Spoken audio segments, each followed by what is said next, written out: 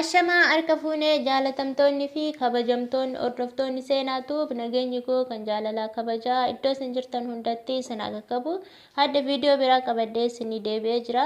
Viidiyoo kana kan hojjechuuf na dirqamsiise ijoolleen muraasni isaanii keessan baay'ee na gaafachaa turtan jechuudha. Hunduma keessaniifuu ifa haa ta'u jedheetti kanan asiin isinii dabarsu. Innis maalidha? Duraan yeroo biyya ormaatti gara keessatti gallu waraqaa cheekii kan bultii 3 qabanneeti kan gallu jechuudha. Amma garuu ammoo bultii 5tti ol guddatee jira jechuudha. Kun hunduma keenyaafuu baay'ee barbaachisaadha. Baay'ee namatti tola jechuudha. Kana kaawwannan isinitti himu tanaan dura sa'aatii 72 kan ture sun gara bultii 5tti ol siqee jira. Bultii 5 dura deemtanii dhibee sanirraa qoratamtanii waraqicha cheekii harkatti qabattanii gara maatii keessanitti galtu jechuudha. Yeroo booletti buutan waraqicha sanii mul'istanii isinii hin laallama.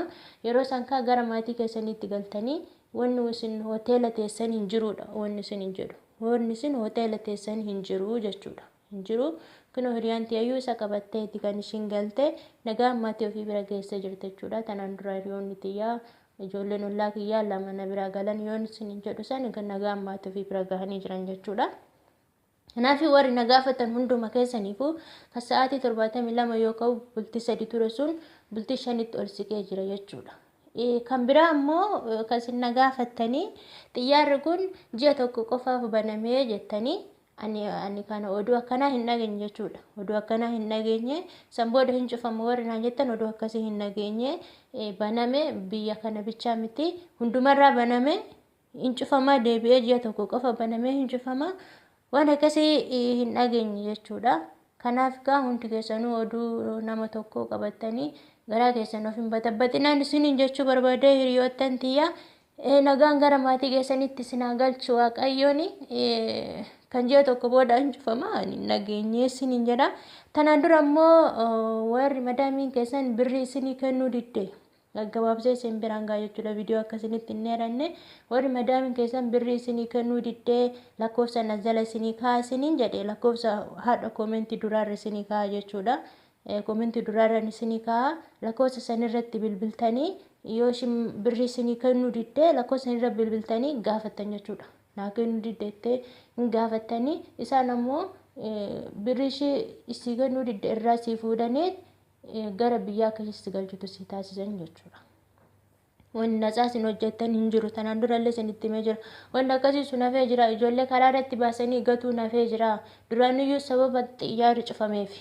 Sababa xiyyaarri cufameef yoo isin birrii naa kenni yoo kana kan jetteen karaan cufaadha. Akkasii waan doorsisaa akkasitu jechuudha. Amma wanni akkasii hin jiru yoo maruma cakcaakkaa wayii taate malee akkasii hin jiru yookiin birrii kee naa kenni yookiin nagalchiidha wanni isin wajjin kaayitan hin jiru. Duraan yoo itti nagalchii tana maqaatti dhoofte xiyyaarri cufaadhaa saniin isin doorsisan. Amma wanni akkasii hin jiru. Bari'ee jira jechuudha. Dukkanni sun bari'ee jira. Kanaaf wajjinoon mataa isin dhukkubsu hin jiru. Yoo isin mataa jala gallaaftan isaan isinirra ol bahuu jedhan waan ta'eef isin likkiitti jechuu barbaade tanan likkiitti jedhu arrabsaa jechuu kiyyaa miti. Seeraan gazaba kiyya naa kenni yookaan ammoo tuyyuu nagalchii jedhaani. Kana wanni nan isiniin jedhu jechuudha. Lakkoofsa amshuu koomentii duraa irratti isinii barreessa. Lakkoofsa sanirratti bilbiltanii itti maxxan jechuudha. Isaan immoo yeroo san isheetti bilbiluu birrii karraa qabdu akkasii sii kennituu fi birrii yoo hin qabaanne immoo gara biyyaatti akkasii galchitu taasisanii jechuudha. Xiyyaarri ji'a tokko booda hin cufamaa ani kana hin dhageenye warri shuuri hin dhageessan koomentii jalatti walii barreessa. Akkana kan ammoo ka bultii 3 ture bultii 5tti akka ol siqe hundi keessanuu beekuu qabdan jechuudha.